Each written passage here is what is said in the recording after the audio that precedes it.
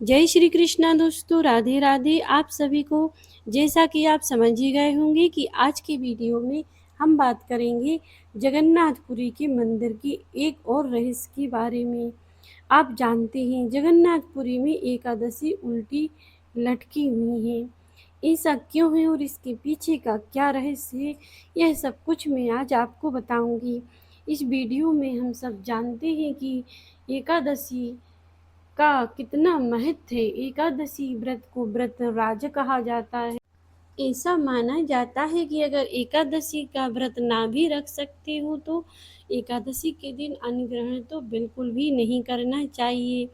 उसी के साथ यह भी कहा जाता है कि एकादशी के कुछ नियमों का पालन अवश्य करना चाहिए और उन्हें कुछ नियमों में से एक नियम है, यह भी है कि एकादशी के दिन चावल कभी नहीं खानी चाहिए। यह कहा जाता है कि एकादशी के दिन चावल खाने से फ्रेंड में वाले कीड़े की योनि में जन्म मिलता है, इसीलिए एकादशी के दिन पूरी तरह से चावल खाना वर्जित किया गया है। एकादशी की इतनी महिमा होने के बाद भी जगन्नाथपुरी में एकादशी तिथि का कोई भी नियम लागू नहीं होता है। एकादशी के दिन वहाँ चावल भी खाए जाते हैं और एकादशी के वहाँ पर कोई व्रत नहीं रखा जाता है और भगवान जगन्नाथ जी को भी चावल का ही भोग लगता है। जी हाँ दोस्तों, वहीं हमारे हिंदू पुराणों में सनातन धर्म में एकादशी के दिन कोई चावल का भोग नहीं लगाता है और ना ही अन्न का भोग भगवान विष्णु को लगाया जाता है और ना ही कोई अन्न खाता है। वहीं जगन्नाथपुरी में यह कोई भी नियम लागू नहीं होते हैं, अन्यथा वहाँ पर तो एकादशी उल्टी लटकाई गई हुई हैं। इसके पीछे का कारण क्या है, आइए जानते हैं आज की वीडियो में।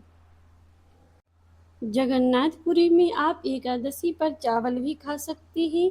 जी हाँ दोस्तों, ये चौंकाने वाली बात है, लेकिन ऐसा क्यों होता है, इसके पीछे की कथा है कि यह तथा जगन्नाथपुरी की महाप्रसाद के अपने पहले भी वीडियो सुना होगा जब मैंने आपको जगन्नाथपुरी के महाप्रसाद के बारे में बताया था। तो आइए जानते हैं कि जगन्नाथपुरी में एकादशी को उल्टा क्यों लटकाया गया है और वहाँ पर कोई भी नियम एकादशी के क्यों लागू नहीं होती हैं। एक बार भगवान जगन्नाथ के दर्शन की इच्छा से ब्रह्मा जी जगन्नाथपुरी पहुँचे। वहाँ का महाप्रसाद लेने के लिए जब ब्रह्मा जी जगन्नाथपुरी पहुँचे तो उन्होंने देखा कि महाप्रसाद समाप्त हो चुका है। वहाँ पर प्रसाद कुछ भी नहीं बचा, केवल एक पत्ते में थोड़ी सी चावल के दाने थे जिसे एक कुत्ता चाट कर खा रहा था। जब ब्रह्मा जी ने यह देखा कि एक पत्थर पर कुछ चावल के दाने ये कुत्ता उन्हें चाट चाट कर खराब कर रहा है, तब भी वहाँ कुछ चावल के दाने बचे हुए थे।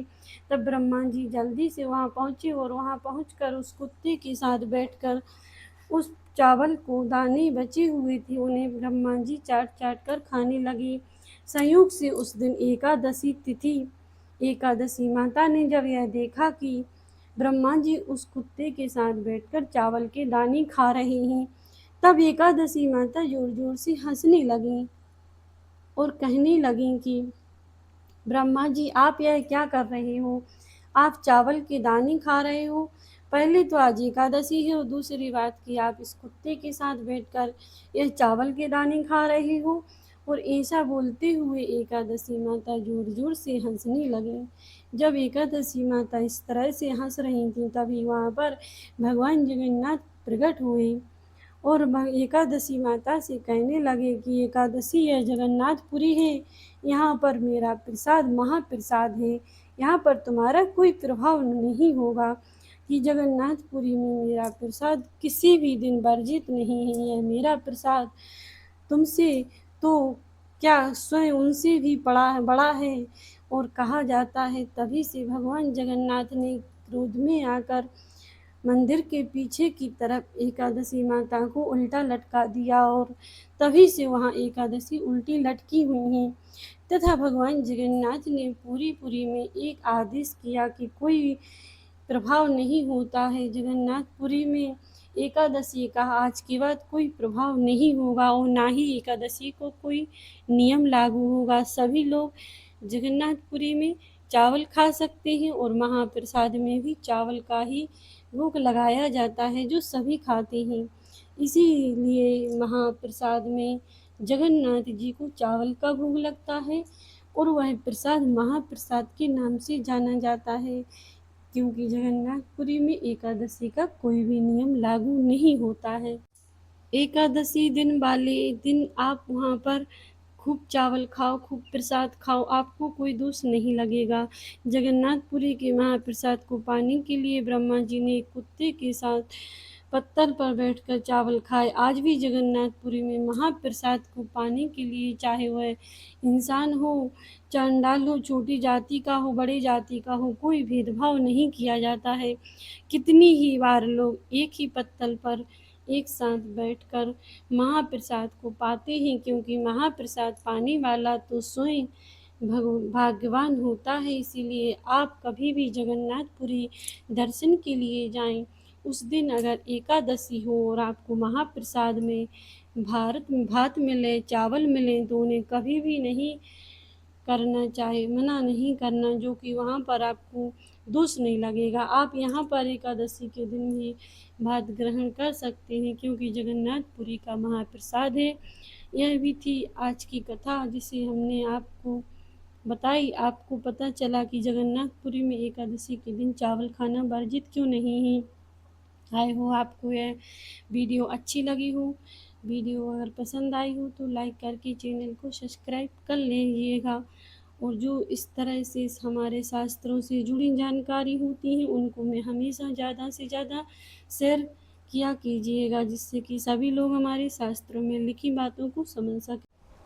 और आप यह तो जानते ही होंगे कि जगन्नाथ जी को चावल का भोग क्यों लगाया जाता है, क्योंकि माँ कर्मा बाई ने जो खिचड़ी भगवान जगन्नाथ जी को खिलाती थी, उसी की परंपरा अभी भी चली आ रही है। इसीलिए भगवान जगन्नाथ को खिचड़ी का भोग लगता है, क्योंकि कर्मा बाई जो थी भगवान की अनोखी भक्त थी। वह भगवान को बासे ही यहाँ खिचड़ी बनाकर खिलाती थी बिना नहाए। इसीलिए आज भी भगवान को वहाँ पर खिचड़ी का भोग लगाया जाता है। वही प्रसाद महाप्रसाद के नाम से जाना जाता है। तो आज के लिए बस इतना ही। यह कथा मैं आपको नेक्स्ट वीडियो में सुनाऊंगी, क्योंकि यह वीडियो थोड़ा लंबा हो जाएगा। तो कर्मा बाई की खिचड़ी की कथा मैं आपको नेक्स्ट वीडियो में सुनाऊंगी। तो मिलते ही नेक्स्ट वीडियो में। और आप अगर हमारे चैनल पर पहली बार आए हो तो चैनल को सब्सक्राइब कर लेना, बेल आइकन को ऑन कर देना, और ताकि मैं जो भी जानकारी लेकर आऊँ उसकी सबसे पहली नोटिफिकेशन आपके पास पहुँचे। तो हमारे साथ बने रहिए ऐसी ही धार्मिक और रोचक कथाओं के लिए। कथा आपको अच्छी लगी हो तो लाइक करके कमेंट बॉक्स में जय जगन्नाथ ज़रूर लिख देना। नीचे एक हाइप का बटन दिया रहता है, उसको हाइप ज़रूर कर देना। तो भगवान जगन्नाथ की कृपा आप सभी के ऊपर बनी रहे, और मिलते हैं नेक्स्ट वीडियो में। तब तक के लिए सभी भक्तों को जय श्री कृष्णा, राधे राधे, जय जगन्नाथ जी।